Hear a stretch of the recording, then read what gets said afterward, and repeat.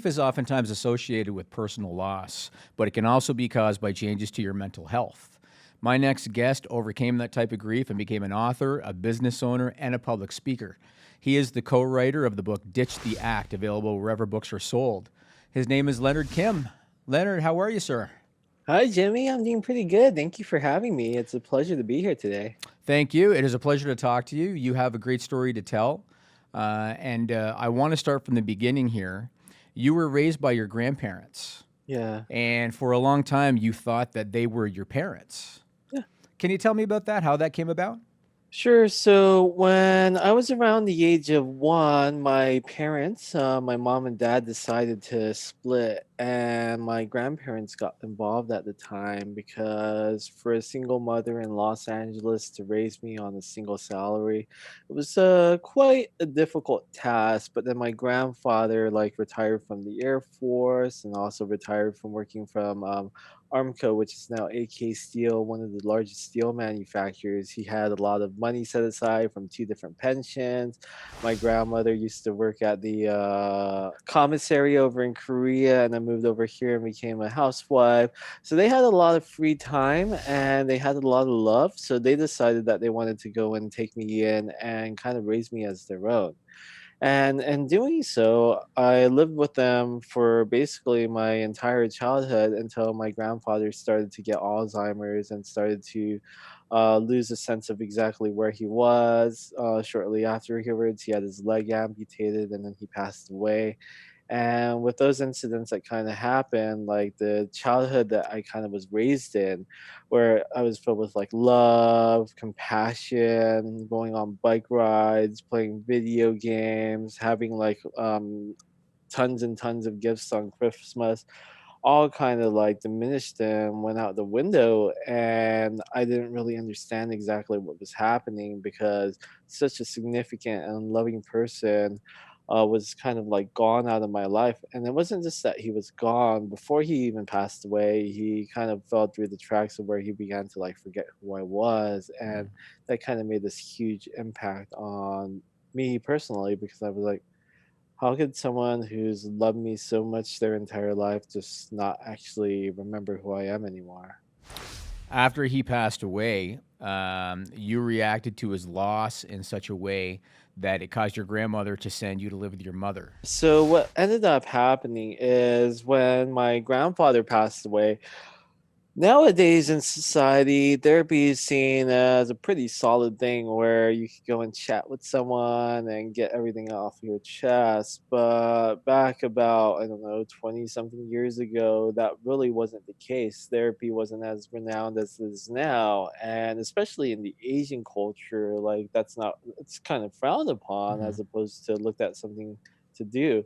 So, one, I don't know if I had the mental capacity to really understand exactly what was going on with my grandfather's passing because, like, when he passed away, I didn't cry at the actual event. I guess I just wasn't even able to process the nature of exactly what it was that happened. But inside of me, whether I knew it at the time or not, there was an insurmountable amount of pain that kind of manifested through it all. And with all of that grief and everything that was going on, it caused me to kind of outlast, go out there and find new areas to kind of fit in, go hang out with the wrong crowds, kind of look for that approval, sense of approval and sense of love that my grandfather gave me, but probably in the wrong areas and not really even being able to find it, if that kind of makes sense. Yep. And when you went to live with your mom, did you have a relationship with your mom before you went to live with her? So for my mom, like she would visit like maybe like once to twice a year. It's usually around the Christmas time, around my birthday, and she'd bring like maybe like $100 as a gift. And we had like those limited shared happy moments together, but it wasn't something that we had where we actually grew up and spent a lot of time together or really did anything too significant. Like maybe we take a trip to a store, go to eat, but it was a very, very limited experience. So prior to actually living with her, it was kind of like I was moving in with someone who was more of a stranger than anything else. Really? Really? Yeah. Now, 9/11 happened in 2001. Yeah. And I understand that that impacted your mother's business and subsequently impacted the family's financial situation. Can you tell me about that? What kind of business did she have? And how was the family impacted by her business at that time? So before 9/11, like while my mom was single and everything, she was doing different things from going out there and modeling to working at like retail places like Louis Vuitton and Benihana and like stuff like that. But by the time I was able to begin to move in with her, she saved up enough money to become a business owner. Probably not the best type of business to get into, but she decided to go and purchase a small little space in the swap meet, and it was in Santa Monica and Western over in Los Angeles. One of those indoor swap meets, and she set up a toy store there, and it did pretty well. It got her out of the rat race of actually going and working in the retail outlets and being a employee, and gave her the opportunity to be a business owner and choose her own hours and kind of set her own schedule and do things like that. But around the time when 9/11 happened, a lot of people's buying habits began to really change, and because of that, like sales began to decline month after month after month, and she had to begin to figure out ways to liquidate her inventory, to figure out how to pay rent and things like that. So there became months on end where we would have situations at home where we had to sell all the furniture in our apartment and basically just have like a bed to sleep on. And we were at a point where we were eating like rice and egg with like soy sauce or like butter like once a day because that was all we could really afford. Wow. Wow. Yeah. By 2005, your mother moved away. I believe she moved to Hawaii. Mhm. You stayed behind. You got a job. You started making money, Yeah. but you felt like it wasn't enough. Can you tell me about that time and where you were mentally at that time? So I think I think it didn't feel like enough because, growing up as a child, like it seemed like I always had everything I ever wanted, from like the video games to being able to have McDonald's to kind of having all the things that my heart actually desired, because my grandfather didn't seem like he really had any difficulties or struggles with money. But like when I was like 20, 21, like I was making a decent money. But I didn't feel like it was enough because I was like driving like a Buick Century and I was living in a one bedroom apartment, and then like I guess I kind of wanted more than that to really have a life where I could kind of pave it out for myself. And at that time, I was pretty selfish, and it was mostly self motivated desires to really go out there and succeed just so that I could have the resources necessary. But that didn't really end up happening. Well, not every business succeeds, obviously. Correct. And most people experience failure and sometimes a lot of failure when it comes to Yeah. business before they find success. And you went through a period of that. You would try a business venture and it didn't work out. And then you tried another one. And eventually you found yourself evicted from your home and you had to move back in with your grandmother. Talk about that period of your life and the mental toll that took on you, and maybe even the physical toll of having to move back in with your grandmother at that time. So when we really think about like moving back into with grandma, it does a big thing to your ego. It really kind of shatters it to a million little pieces where you just feel like you're completely worthless. Before moving in with my grandma, I actually thought I would probably end up homeless and living under a bridge because there's so many things that didn't go right. I was spending like months on end, kind of just laying in bed, unable to really get up or find the drive to really move forward, kind of trying to think of solutions to really go out there and do things. But then I think I felt more defeated than anything else, where I'm just like, "Oh, what am I supposed to do? There's like no way out. Like, what am I like? There's nothing that I could potentially do to really go and make it out of the situation."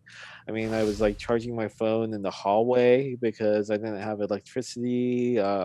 I had a lot of pride and a lot of ego at the time, so I didn't reach out to my friends and tell them what was going on. I was like, "Yeah, everything's great, everything's going fine," and trying to portray that I was still successful because I didn't wanna really open up and let people really know exactly what it was that was going on.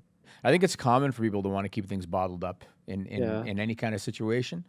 And that's another reason why I'm doing this, grappling with grief, as a way to kind of not only help me to talk about things, but help other people to talk about things too.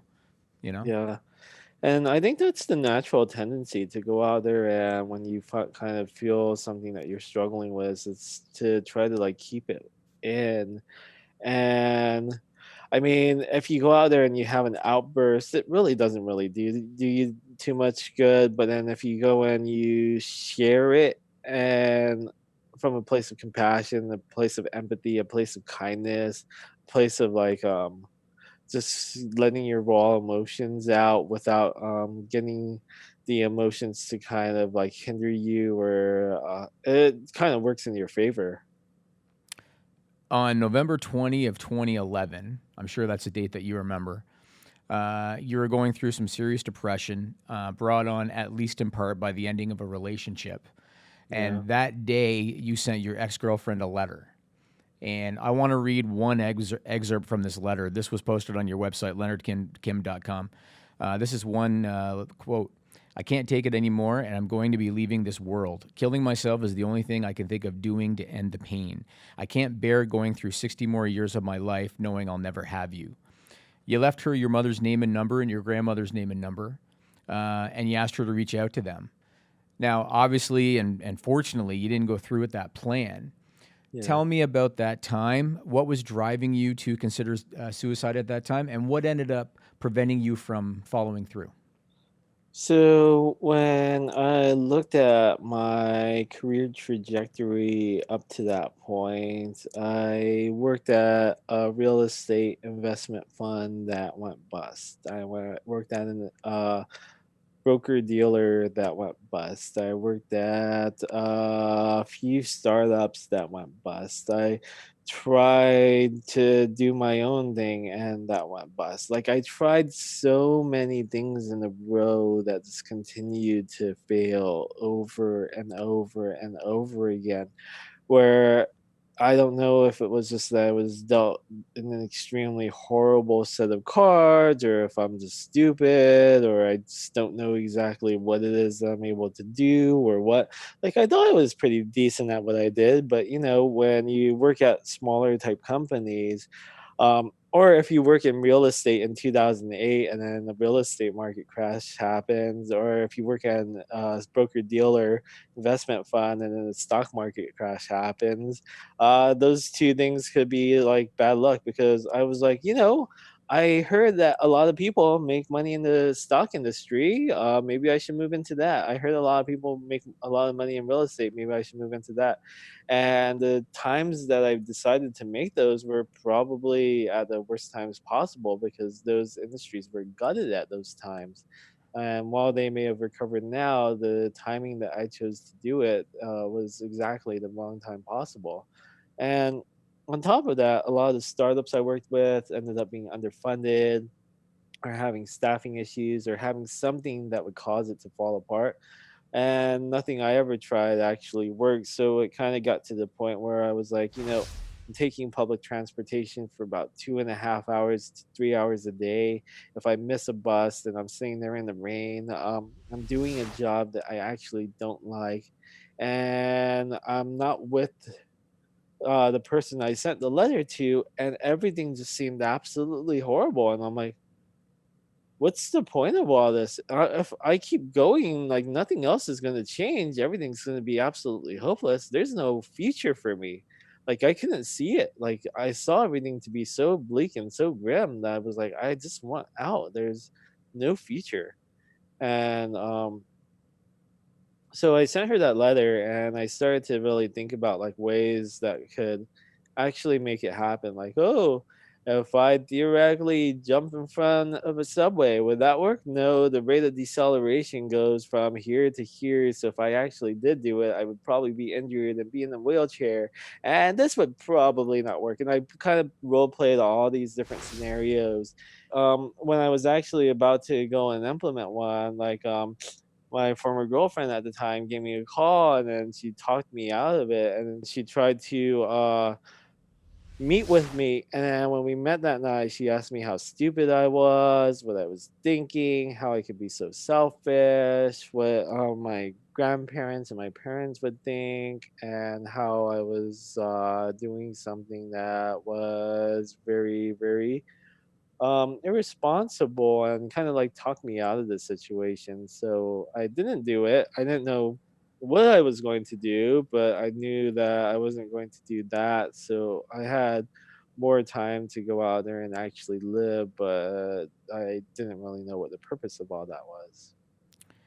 I am a believer in seeking out some sort of an outlet to help you cope with grief. And, different people choose different outlets depending on what they like or depending on what their interests are. In your case, I believe it was in 2013 you turned to writing. Yeah. Tell me first what happened between November of 2011 when you were in that dark place and 2013 when you decided to write. How did you get through that span of time before you chose writing as an outlet?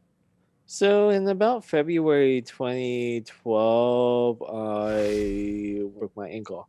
So for that situation, I had 3 months where I was kind of like immobile, and I didn't really exactly know what it was I was supposed to do because I was injured, and I had a pretty solid injury that was affecting my life. And because of those 3 months where I wasn't able to, like, go out, see friends, go to a club, go to a bar, go eat, or do anything really, I was kind of forced to really look at my life introspectively. And, from, like, 2012 to about 2013, I did some private writing where I tried to just, like, recapture those moments and kinda do some deep dives into my memories to kind of learn more about what was going on, and kind of take those memories that were like repressed and bring them back. So then, I guess it was in 2013, you started publishing your writing online, Mhm, and eventually your work was read by millions of people. mhm. You had hundreds of thousands of people following you on social media. What impact did that response have on you, and how did that help you move forward in your life and in your career? Because obviously your career trajectory took you online into digital branding. Yeah. Tell me about the impact that response had on you, being read by millions of people and helping you get to where you ended up going. Well, it's not the millions that kind of does the trigger moment. It's that first initial piece that really drives the movement. So when I was going out there and writing, I wrote one post at the very beginning. It was like April or May 2013, something like that. And that post kind of just sat up on the internet for a while, and I went around and started like reading other people's posts and going around, and then someone who content I started reading, I guess they went back to my profile and read my post and decided to share it with like over 1,000 people. And that moment kind of like really got me excited, because it's like, wow, someone actually cares about what I have to say, I guess. Wow, that's pretty cool. And because they shared it with 1,000 people, that kind of gave me the spark and the excitement to continue to write. So I started to do like maybe two, three, four posts every single day, right when on the subway to work, right when on the bus, right when while I'm taking a lunch break, and just just going out there and writing continually. Over the course of 6 months, that ended up going into about 2 million reads. I became a quarter top writer, and a lot of things started to kind of fall into place. And looking back at my background of mostly doing sales and marketing, I realized that if this thing's actually going to take off, I need to go and instead of selling something else or marketing something else, like a company that's going to go bankrupt, I should probably spend some of those times and efforts marketing myself. So I set up a website that doesn't look as cool as it does today. It was pretty old school and everything. Kind of set up the foundational elements of my personal brand, And then the following year, that ended up becoming about 10 million reads. I think the next year I started writing for like Inc. Magazine, Entrepreneur, Huffington Post. Some people started paying me upwards of like $5,000 per article. Got paid to go out there and do things like go to hotels and stuff, and all this other stuff began to happen. And I met my former business partner. We decided to create a company where we could teach people how to go out there and build their personal brands, get featured in publications, grow their social media followings, so they could kind of go out there and do similar things that I have. Like, when I kind of reflect back on my life, like, I found every single way possible to go out there and try to earn money that didn't work. Like, if you run 100 ideals from me, I'll probably be like, nope, nope, nope, nope, nope, nope, nope. Try that, try that, try that, try that, try that. None of that's going to work. And then I found the one thing that actually does work and does work extremely well. And it so led me to be able to go and create a digital marketing agency, write a book with a international publisher that's world renowned, have books in actual bookstores, and meet a lot of people that I would never think that a person like me could ever meet, from like lawyers, venture capitalists, private equity people, to like entrepreneurs, to like successful CEOs, CMOs, and all these other types of people. And I'm like, if you asked me like maybe about like, I don't know, 10, 15 years ago, if I would ever think I would meet these type of people, I'd be like, "Oh, how?" Like, that's not the type of crowd that would ever be attracted to me. This isn't that type of network I would ever be able to make. And then like finding high quality people who actually like care about me and I care about as well. That's something that really never happened in the past too. So writing kind of became that catalyst that kind of turned everything around and kind of opened up the opportunities where I was able to speak across the world in places like Banff, Canada, to Istanbul, to being on a weird thing. I went on a TV show and filmed for that over in New York, which was pretty cool. And I'm assuming it's because of the writing and it's not really from luck, but there could be other factors that really played a role in that as well. Very nice. Now, you wrote on your website that you realized that there were two reasons that you struggled to succeed. One you called narrogance, and the other was fear. Yeah. Explain to me what narrogance is, and then talk about the fears that were holding you back.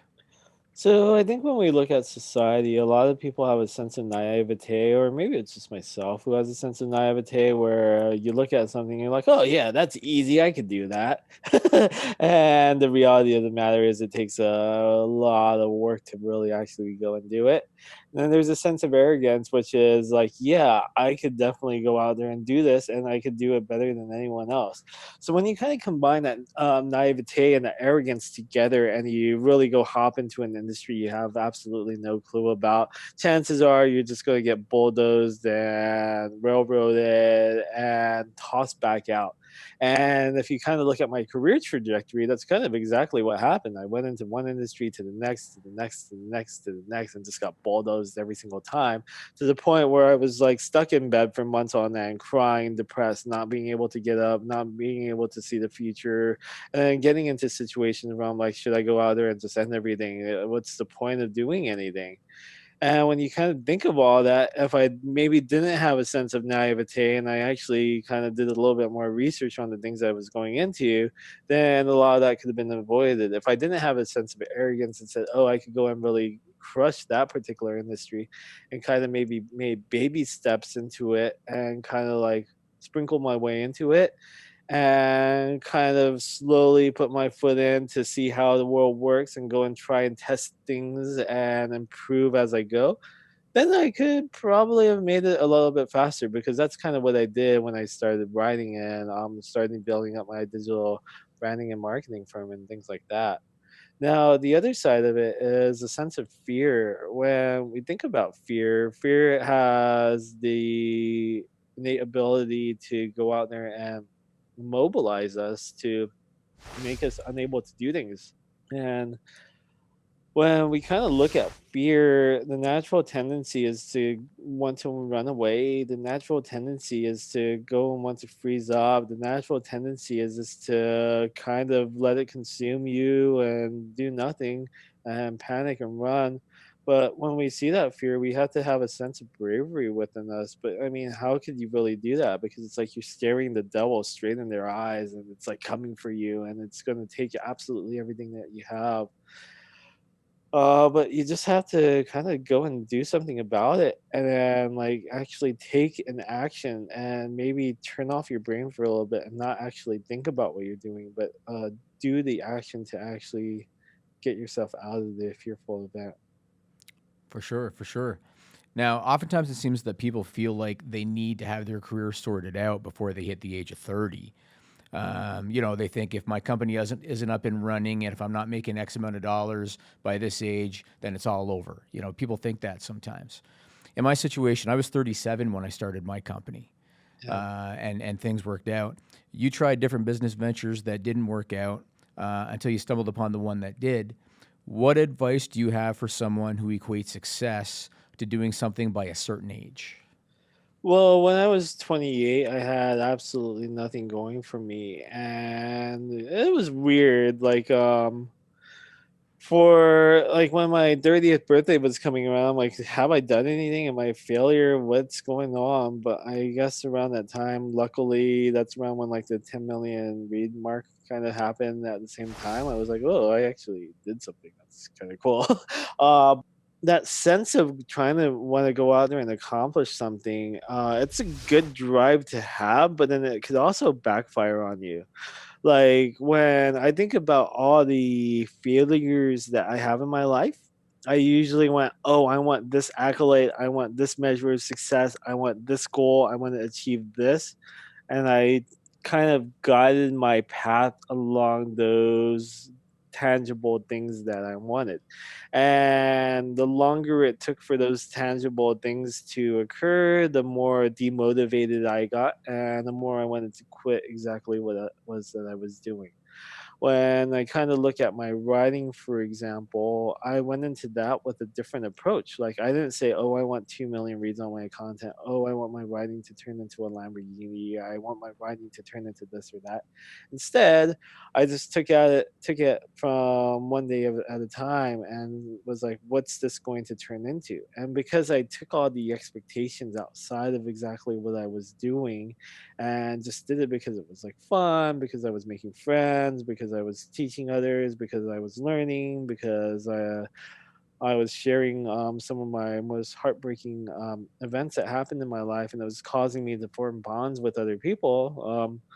I realized that if you take the goal like, oh, I need to go and achieve something before 30 out of the situation, and you're just like, oh, let me do this and see what happens with it, and then you start doing it because it actually starts to feel cool and fun and everything, that your likelihood of actually achieving that goal becomes a lot higher. And I know a lot of people like to have specific smart measurable goals and things like that, but the reality of the matter is, while they may work for some, they're extremely demotivating for others. Right. Yeah, and there could be people that watch this who are living with mental health issues and maybe they're finding it difficult to cope, especially during this time, during COVID-19. We're doing this in September of 2020, and COVID-19 is still pretty prevalent. As someone who has battled adversity and depression, what would your message be to people currently in this situation? Well, I mean, with the entire pandemic, it does make it a lot more difficult than any other situation to really go out there and find ways to really cope with grief. One of the biggest challenges that I found at the beginning of COVID is the fear that a lot of people had to go and meet other people. And if you're dealing with something like grief at that time, it becomes an extremely lonely experience because you're not able to go out there and connect with the people in person that you have that you need to really go out there and find that emotional balance to go and recover. I think a lot of people in society nowadays just want to put up that bold picture where they feel like they're doing absolutely fine. But even with the challenges that come from the pandemic, if we really take that moment to really look within and figure out exactly what it is that we're going through, we have a much higher chance of battling with the grief from the get-go and finding solutions that help us move forward. Right. And again, I'm a big believer in finding an outlet. Yeah. And what you did with your writing, it's these are the stories I love to tell, where you didn't start writing because you thought to yourself, this is going to lead me to my next career path. You didn't start writing because you thought this is going to reach 10 million people. You started writing because that was your outlet to help you cope with the situation that you were in, and it just so happened that that was the end result of you doing Yeah. that. You know. And contradictory to what most people would do, when I started writing, I wasn't like touting all of my successes and my accolades because I didn't really have any. I was just talking about all the horrible failures I went through in life. I mean, people could relate, you Yeah. know? I'm sure they could. So, well, I think this is a very good story to tell. And like I said, I think a lot of people are dealing with depression or anxiety or other kind of mental health challenges, especially during this COVID-19 time. And people, I think, can watch this and maybe they can relate to it. You can inspire them in order to find their outlet and find their way out of it. And so I want to thank you for taking the time again. We've been talking to Leonard Kim, co-author of the book Ditch the Act, available wherever books are sold. And you can also check him out online at leonardkim.com. Thanks for your time today. Well, thank you so much for having me, Jimmy. It's a pleasure being here.